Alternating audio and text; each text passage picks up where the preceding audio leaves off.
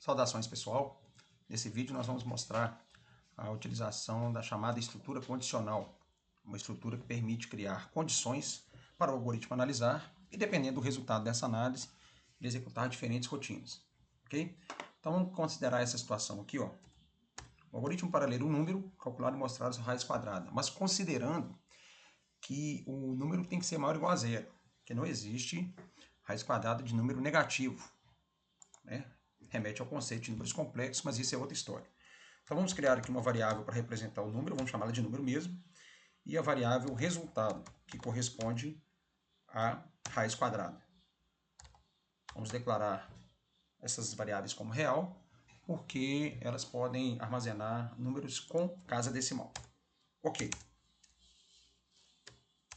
Aqui vamos implementar a rotina de leitura. Digite um número real, dois pontos, e o comando leia. Número. Ok.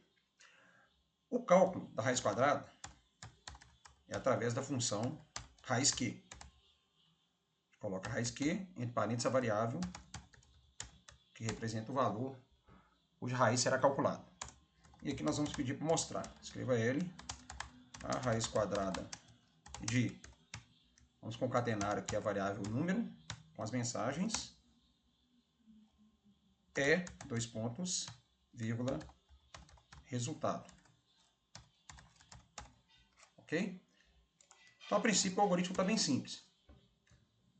Aqui ele pergunta o número, aqui ele aplica a função raiz Q para calcular a raiz quadrada do número, e aqui ele vai mostrar o resultado. Vamos gravar aqui. Vou chamar esse aqui de raiz quadrada com validação. Ok? Beleza. Então vamos fazer a execução do algoritmo. Reparem que se eu digitar qualquer número aqui, 14, por exemplo, vai calcular e vai mostrar a raiz. Certo? Agora, vamos executar e digitar um número negativo para ver o que acontece. Menos 4. Ok? Ocasionou um erro. Por quê? Entra aquele conceito que eu falei para vocês, o algoritmo não calcula raiz quadrada de número negativo. Então, nesse caso, nós temos um problema. Como que a gente pode resolver isso? Através da estrutura condicional. Nós vamos criar uma condição para o algoritmo executar o cálculo da raiz e a exibição do resultado. Isso se dá através da estrutura SI. A gente tem que parar o algoritmo aqui porque ele na verdade, deu erro, né, durante a execução.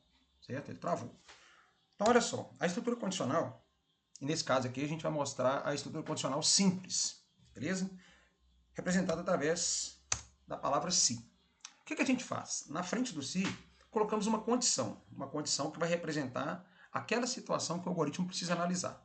Ele vai calcular e mostrar a raiz somente se o valor for maior ou igual a zero. Valor que é representado pela variável número. Nós vamos colocar aqui, ó, se o número maior ou igual a zero. E aí tem a sentença então. Opa, errei aqui. Pronto. Colocamos a sentença então. Essa sentença ela serve para especificar o que o algoritmo deve executar caso a condição seja verdadeira. É muito importante a gente observar que na análise de uma condição só tem dois resultados possíveis, verdadeiro ou falso. É possível direcionar o algoritmo para fazer rotinas diferentes dependendo do resultado dessa análise. Tudo bem? Então nós temos a sentença então, onde especificamos através de comandos aquilo que o algoritmo deve fazer caso essa condição seja verdadeira. Significa o quê? Algoritmo, se o número digitado for maior ou igual a zero, você vai primeiro calcular a raiz quadrada e depois mostrar o valor dessa raiz. Por fim, a gente utiliza a palavra FINSI, que é usada para especificar até onde vai o bloco de comandos que deve ser executado para a estrutura condicional. Perfeito? Então a gente vai gravar aqui, mandar executar de novo. Reparem que se eu digitar o número maior ou igual a zero, ele calcula e mostra a raiz quadrada normalmente. Agora, se a gente fizer a execução aqui digitando um número negativo, menos 4, por exemplo, Reparem que o algoritmo não fez nada, mas ele já não parou por causa do erro que foi causado no exemplo anterior. Tudo bem? Então, aqui a gente tem um exemplo de estrutura condicional simples. É claro que podemos incrementar esse exemplo, mas faremos isso no próximo vídeo. Tudo bem? Por hoje é só, valeu, um abraço e até a próxima.